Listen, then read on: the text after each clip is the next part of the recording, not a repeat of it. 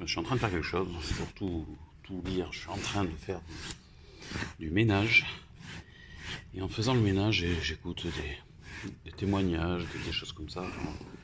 Et ça me rappelle ce que j'étais en train d'écouter me rappelle quelque chose que j'ai vécu. C'était sur un lieu de stage, c'était en ITEP. Et il y avait un concept qui était prôné par l'établissement, c'était le fait d'être là. Et ils appelaient ça être là. Et c'était, en gros, je vais pour le dire à la louche, rapidement et peut-être de manière imprécise, c'était le fait d'être présent, mais ne pas forcément faire quelque chose avec les jeunes qu'on accompagne.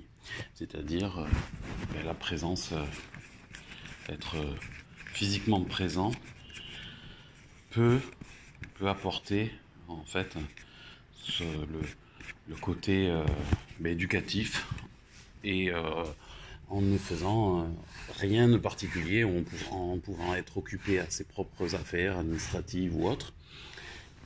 Et en fait, c'était être là. Et ça me rappelle, lors de ces échanges sur ce sujet-là, j'avais, moi, l'idée qui me venait en tête, c'était, oui, être là, c'est très bien, mais à condition, d'être à sa place. Parce que, est-ce que la qualité de présence est la même si on ne se sent pas à sa place? Et moi, évidemment, ça me renvoie à mon parcours perso, et puis je pense que ça pourra renvoyer à beaucoup de monde à différents moments de sa vie. Voilà. On ne se sent pas forcément à sa place tout le temps. Parfois, on a envie d'être ailleurs. Alors, c'est bien, je parle bien de quelque chose de différent que l'envie d'aller en vacances. Mais je parle vraiment de l'envie, le sentiment de ne pas être là où il faudrait être. Voilà. Et ça, c'est un sentiment, par exemple, que j'ai eu quand je faisais mon autre métier. C'est vrai que j'avais ce sentiment souvent quand j'étais dans le bâtiment. J'avais l'impression d'être... comment on dit j'avais l'impression d'être gâché. Que c'était du temps perdu, mais pour moi, mais aussi pour les autres, quoi. C'est-à-dire que ma qualité de présence, elle n'était pas optimale. Parce que je me sentais pas bien, je me sentais pas être là où je devais être. Et ça, c'est hyper important. Encore, je pense tout le temps dans la vie, vraiment, parce qu'on a tous une vie privée.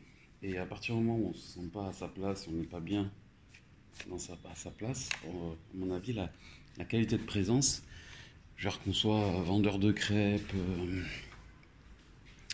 ébéniste,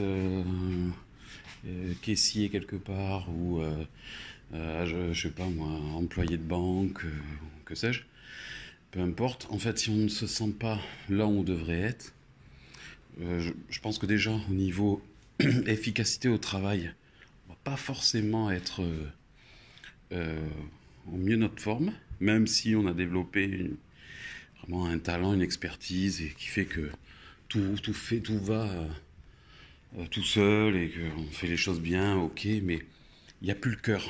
Et s'il n'y a plus le cœur à l'ouvrage, comme on dit, mettre du cœur à l'ouvrage, s'il n'y a pas le cœur à l'ouvrage, à mon avis, ça s'en ressent.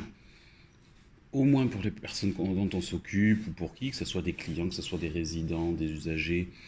Voilà, si c'est purement commercial, eh ben, ça va être des clients. Si c'est même dans le social, ben, ce sera des résidents. Là, c'est plus grave. Ou des enfants, ce sera encore plus grave, parce que ça veut dire qu'on n'a plus... on est aigri, donc ça va se sentir. Et je pense qu'on a tous rencontré dans notre scolarité quelqu'un de fatigué, quelqu'un qui avait plus trop envie d'être là. Et forcément, je pense pas que c'était un super moment aussi pour nous.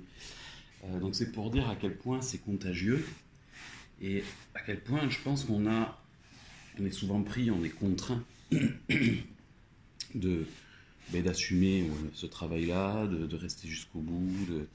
Mais si j'évoque ça, c'est parce que on n'est pas obligé d'y rester et de faire. C'est pas parce que nous on souffre qu'on est obligé de faire souffrir tout le monde tout le temps.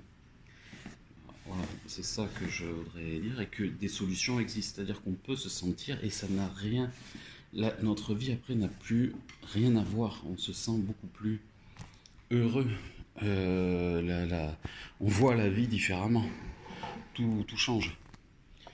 Et puis on rend service à tout le monde, que ce soit à nos proches, et que ce soit aux personnes qu'on croise dans notre lieu de travail.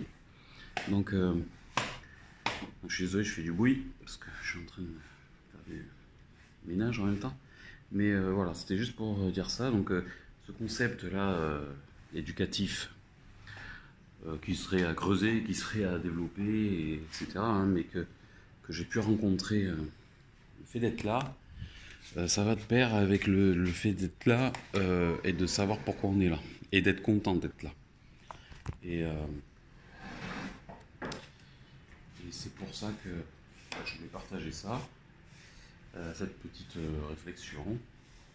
Parce que l'été, en tout cas pour moi, c'est à chaque fois le moment de faire le moment des vacances, puisque là c'est les vacances pour moi. Le moment des vacances, c'est le moment de faire un break. Et c'est l'absence de travail qui permet, à mon avis, hein, de redéfinir un peu si effectivement on est bien là où on est, si on est bien à la bonne place. Et pour ma part, bon, déjà j'ai ce sentiment tout au long de l'année, mais durant la pause c'est encore plus flagrant, parce que justement il n'y a plus cette activité, je coupe avec l'activité qui pour moi fait sens, et du coup j'apprécie les vacances, hein, attention, hein, mais ça me manque un petit peu aussi le travail. Voilà, c'est-à-dire que je sais que l'absence, le fait de couper, ça me confirme que c'est bien ce que j'aime et que je suis bien à ma place. Voilà, donc c'était juste pour partager ça, cette petite réflexion, et puis surtout pour encourager tous ceux qui n'ont pas ce sentiment-là, qui pensent l'avoir perdu, parce que c'est quelque chose qui se perd, hein, un métier, un travail, une activité, c'est pas forcément pour la vie. Donc, si c'est pas pour la vie, il faut aussi évaluer de temps en temps, se sonder et dire bon, est-ce que je suis bien, là où je suis. Et je pense surtout quand on travaille avec des personnes, qu'on accompagne des personnes, que ce soit des enfants ou des adultes, hein, peu importe, on a cette petite responsabilité de s'interroger là-dessus, parce que sinon on risque la maltraitance. Et je dirais que cette réflexion-là, elle vaut d'autant plus pour, je vais dire un mot que j'aime pas, mais pour les managers, pour ceux qui doivent vraiment mener des équipes. Parce que là, c'est le nid à des enjeux, à des rapports de force qui sont pas forcément dits. Et ça, là, ça peut faire énormément de mal, parce que les personnes, non pas que vous accompagnez, mais que vous dirigez, que vous managez, dépendent de vous. Et c'est leur gagne-pain qui dépend de vous.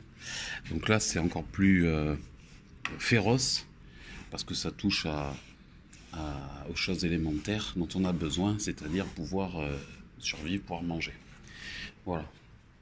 Donc ça, voilà, cette petite responsabilité-là, on l'a. Et à un moment donné, je crois que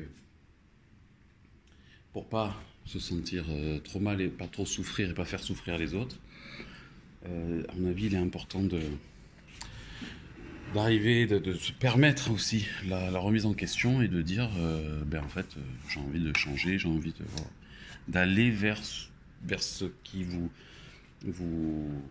fait sentir vivant et qui a du sens pour vous. Voilà.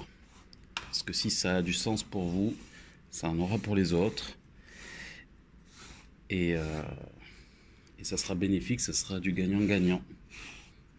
Ce qu'il faut, à mon avis, rechercher pour éviter la souffrance personnelle et des autres, puisque c'est souvent complètement lié. Tôt ou tard, c'est lié. Voilà. Voilà, donc si jamais certains veulent avoir des conversations un peu plus précises sur moi, par exemple, ce que j'ai fait, c'est-à-dire comment j'ai pu passer de différents métiers.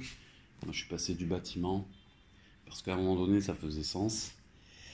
Et puis ce sens est perdu, et comment j'ai pu vriller complètement, changer de trajectoire, mettre tout en œuvre pour le faire.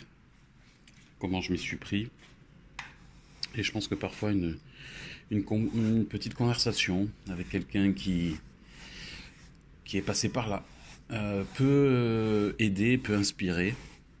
Moi personnellement, c'est ce qui s'est passé. J'ai eu une simple conversation, je dirais 1 heure et demie, quelque chose comme ça. Et c'était un déclic. Ça m'a permis de passer, de commencer à la démarche et de faire un tout petit pas qui en a entraîné d'autres et qui m'a amené au concours, qui m'a fait l'avoir et qui m'a fait après obtenir le travail.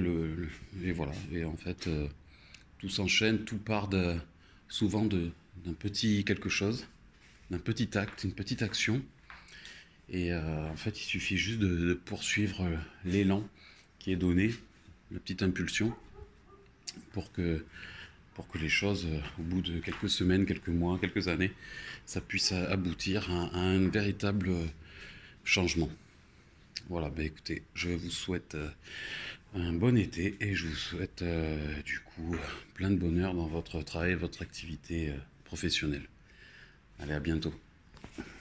Si vous avez un projet, que vous avez certaines difficultés, je vous rappelle qu'en dessous, en description, vous pouvez cliquer, il y a plusieurs liens qui vous permettent de rentrer en contact avec moi afin qu'on puisse élaborer ensemble une stratégie pour mettre en place un accompagnement personnalisé et atteindre ensemble vos objectifs. Je vous invite à laisser un petit j'aime et à partager surtout la vidéo. Ça aidera la chaîne et ça me permettra à moi de faire d'autres contenus et de vous aider davantage.